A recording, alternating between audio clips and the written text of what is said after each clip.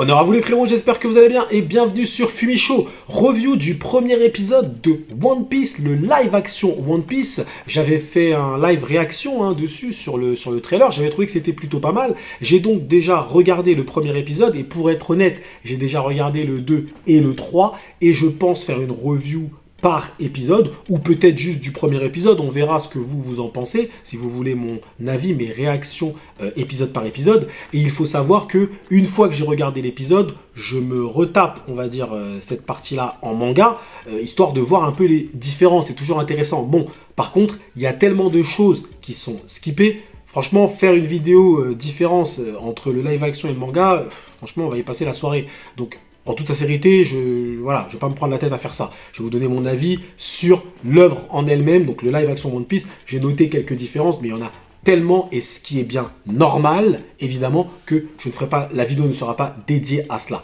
Très clairement, les frérots. Mais, comme d'habitude, je vous invite, les frérots, à mettre un petit pouce à cette vidéo, un petit like, c'est normal, afin d'aider cette petite chaîne à monter et devenir une moyenne, et après, pourquoi pas une grosse chaîne, à vous abonner si ce n'est pas fait, et vous abonner à la chaîne principale, Fumigène H, si ce n'est pas fait. Et si vous voulez avoir d'autres, l'actualité, vous voulez être un peu tenu, on va dire, au courant de l'actualité, mais l'actualité, on va dire, dont on ne vous parle pas sur BFM, les choses comme ça, n'hésitez pas à vous abonner à Fumi News, les frérots. Et oui, et oui.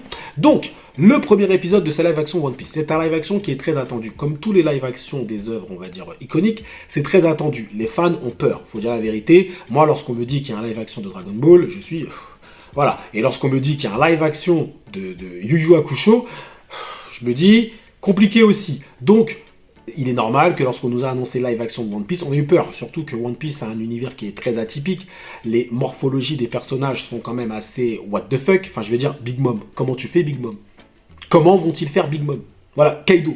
Comment ils vont faire Kaido? Je veux dire, Oda a quand même une force qui est, selon moi, l'une de ses plus grandes forces. C'est qu'il a des chara-design qui sont, mais, ultra what the fuck. Et qui ne se ressemblent pas. Franchement...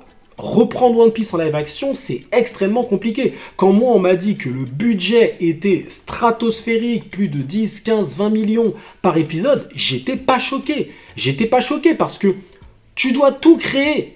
Tu dois tout créer. Alors quand on m'a dit, ouais, mais c'est plus que le budget de Game of Thrones. Ouais, mais Game of Thrones, frérot, c'est médiéval.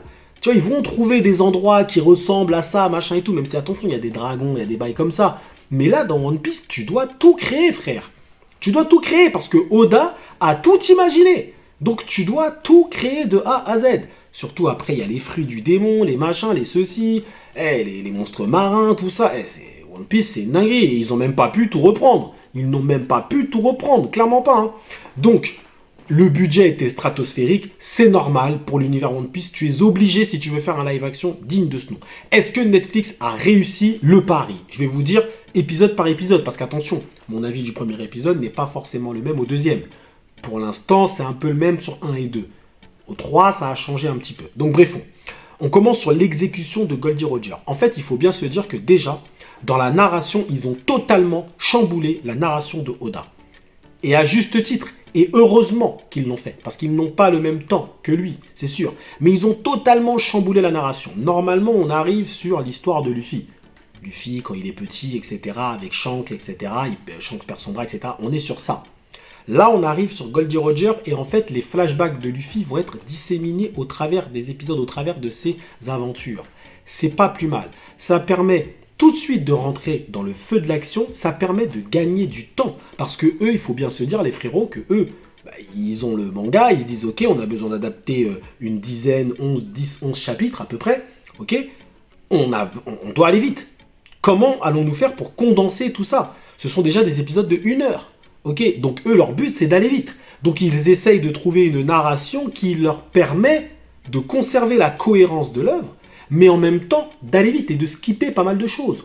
Et là, c'est ce qu'ils ont fait. C'est très clairement ce qu'ils ont fait. Donc, on arrive sur la scène avec Goldie Roger et j'ai apprécié parce que je dois vous avouer que dès le début, avec la musique, l'esprit un peu Pirates des Caraïbes, on peut le dire, c'est les Pirates des Caraïbes qui ont fusionné avec One Piece. Très clairement, c'est ça. Mais c'est bien de s'inspirer de Pirates des Caraïbes parce que Pirates des Caraïbes, c'est un film qui met à l'honneur les pirates. Donc, à ce niveau-là, moi, j'ai aucun problème qu'ils aient fusionné un peu les deux univers tout en gardant cette patte One Piecienne, évidemment. Mais on arrive sur l'exécution de Goldie Roger. Ce que j'ai apprécié à ce moment-là, c'est quand Goldie Roger va sortir ces mots, fortune, machin, nanani, mon trésor, vous le voulez, allez le chercher. Et bien là, j'ai senti l'esprit One Piece. C'est con, mais dès le début, je me suis dit, oh, putain, tu sais ce qu'il va dire. Tu sais, tu sens. Mais quand tu vois la tête de tous les persos, machin, qui se regardent et tout, déjà là, t'as les petits frissons One Piece. Tu dis, waouh, ah ouais. Tu penses que t'es en train de l'exécuter, en fait, et il te le dit en plus. Il le dit à Garp, il dit, ouais, mais là, je vais être le pire de tous tes problèmes maintenant. Parce que, en gros, je vais les chauffer. Tu vois, et il n'a pas eu besoin de dire grand-chose. Donc déjà, dans le Goldie Roger, j'ai trouvé qu'il était bien. Moi, je trouvais qu'il était bien. Il faisait un peu machiavélique sur les bords, alors que Goldie Roger faisait un peu, ouais, daron, un peu âgé, etc.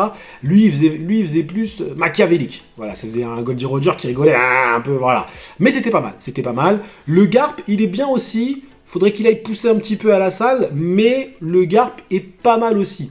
D'ailleurs, je pense que Garp, attention, parce que ça peut être un problème de cette adaptation, c'est que j'ai l'impression qu'ils sont en train de lui donner un rôle qui est différent de celui du manga. Parce que autant, ils ont skippé pas mal de trucs, mais le rôle des personnages est resté le même. Zoro, c'est Zoro, on le reconnaît. Luffy, pareil. Usopp, Nami, tout ça, tout ce que tu veux.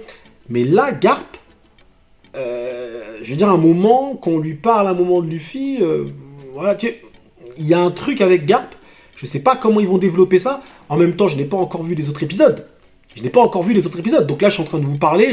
Comme je dis, j'ai vu 1, 2 et 3 un petit peu, j'ai commencé. Vous voyez, donc j'ai pas encore vu 4, 5, 6, 7, 8. Donc je sais pas comment ils vont développer Garp. Donc mon avis aujourd'hui se base uniquement sur le premier épisode, les frérots. Attention. Mais j'ai l'impression qu'ils sont en train de lui donner un rôle différent de ce qu'il a dans le manga. Là, j'ai l'impression qu'ils sont en train de teaser, mais c'est très... c'est scénario de film. Hein. C'est des scénarios de film. Hein. Tu as, on va dire, l'antagoniste le plus dangereux qui se rapproche petit à petit, d'épisode en épisode, il se rapproche du protagoniste petit à petit. En fait, il est en train de refaire tout le chemin que Luffy a fait pour aller chercher Luffy. Vous voyez ce que je veux dire? Donc c'est un scénario de film. À ce niveau-là, c'est pas mauvais, mais je me demande comment ils vont scénariser le fait que Garp soit le grand-père de Luffy, parce que pour l'instant, quand tu le vois comme ça, t'as juste l'impression que c'est un antagoniste qui va attraper Luffy. Donc, comment ils vont le scénariser? Dommage d'ailleurs de ne pas avoir vu un petit peu quelques mouvements de Garp, mais bon, on verra plus tard. C'est totalement changé par rapport au manga de toute façon, donc à ce niveau-là, on verra comment ils vont scénariser ça. J'ai trouvé en tout cas que les premiers changements étaient pertinents. Il faut noter aussi le soin des costumes.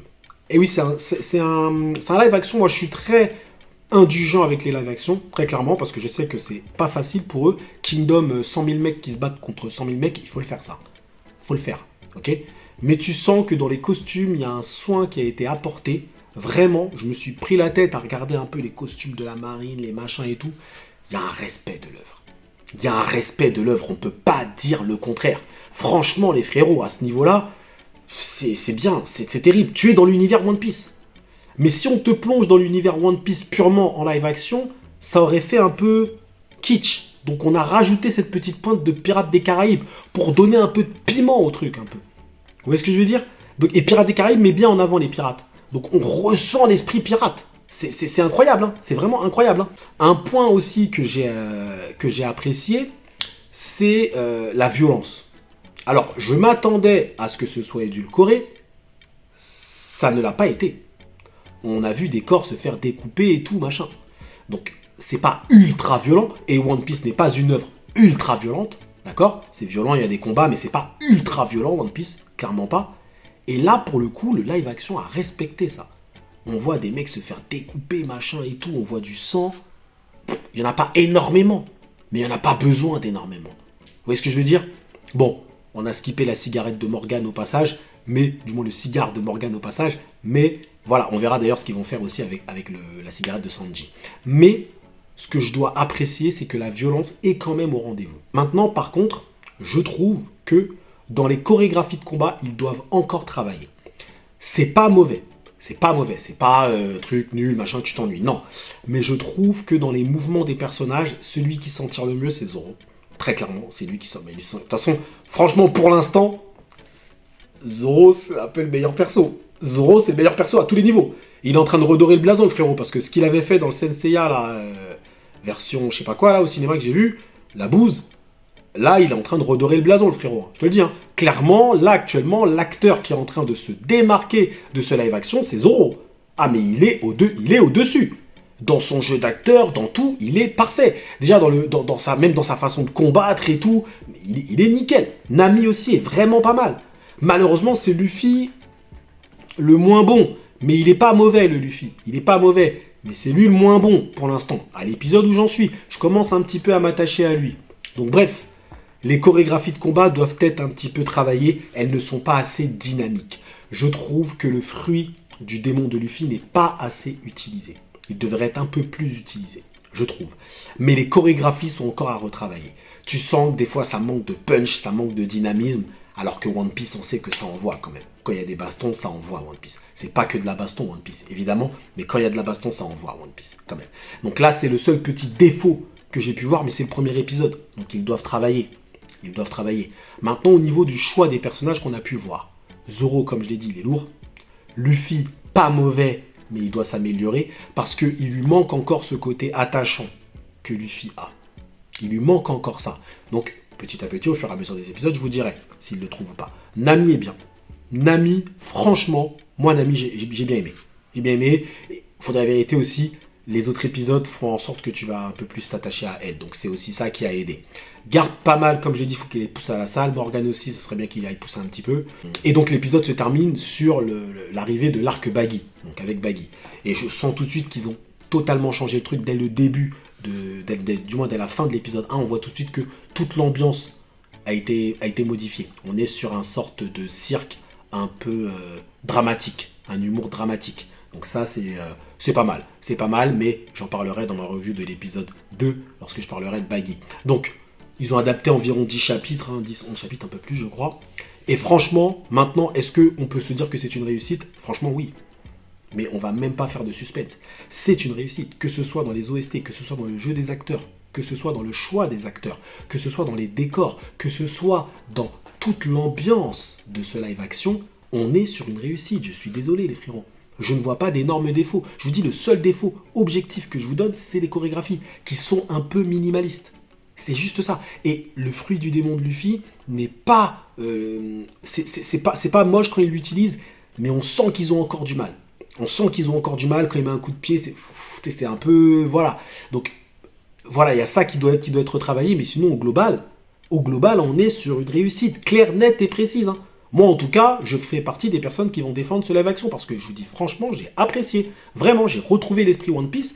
Et encore une fois, ceux qui diront ouais, mais ils n'ont pas mis cette scène-là, ils n'ont pas mis. Les gars, on est dans un live action. Arrêtez de demander à ce qu'on reprenne tout le manga. C'est pas possible. Ils vont skipper des trucs. Alors, il y a des choses à skipper, il y a des choses à ne pas skipper. Mais là, pour l'instant, ils ont gardé l'essence. Ils ont changé la narration totale de Oda. Très clairement, ils ont totalement tout changé. Hein. L'arrivée de Luffy, l'arrivée de Garp, ils ont tout changé. L'arrivée même de Shanks, tout ça, quand il a introduit dans le scénar et tout, ils ont tout changé. Mais, désolé, ça passe. Désolé, ça passe. Alors le Shanks, il manque encore un peu de charisme. Après, j'ai envie de dire que lorsque Shanks, on la voyait, enfin, lorsqu'il arrivait dans One Piece, bon voilà, il n'était pas non plus, il n'avait pas le charisme qu'il a maintenant. C'est après que Shanks a pris du niveau. D'accord? Donc, est-ce que le prochain Shanks qu'on verra, ils auront fait en sorte de le rendre un petit peu plus charismatique dans sa façon de parler, de se comporter et tout? On verra. En tout cas, il fait le taf. Ça va, il fait le taf. Clairement, il fait le taf. Son petit équipage aussi, ça fait le taf, c'est plutôt pas mal. Alors, comment ils ont chorégraphié la scène? Alors ça, c'est plus dans l'autre épisode, là, je spoil un peu. Mais comment ils ont chorégraphié la scène où, à un moment, Shanks dit à un mec qui lui pointe un pistolet, si tu pointes un pistolet, faut être capable à risquer ta vie. Enfin, un gros frérot, si tu pointes un pistolet comme ça, c'est pas pour les... Hein, ça rigole pas, les trucs comme ça. Eux, ils ont changé un peu ça. Ça, je trouve que c'était un peu dommage, pour le coup. Mais ça, c'est plus dans l'autre épisode, là, je suis déjà en train de spoiler, les frérots. Donc voilà, petite review. En tout cas, réussite. Si je dois donner une note, très clairement, je vais vous étonner, mais ce sera un 9 sur 10. Je vous dis, c'est juste pour les petites chorégraphies de combat où je me suis dit, ah, mais j'ai kiffé. J'ai kiffé quand j'ai regardé, clairement et simplement.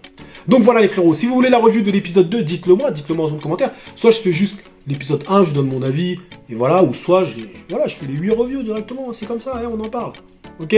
Merci à vous d'avoir suivi cette petite revue jusqu'au bout. Prenez soin de vous, et que l'honneur soit avec le live action de One Piece, clairement.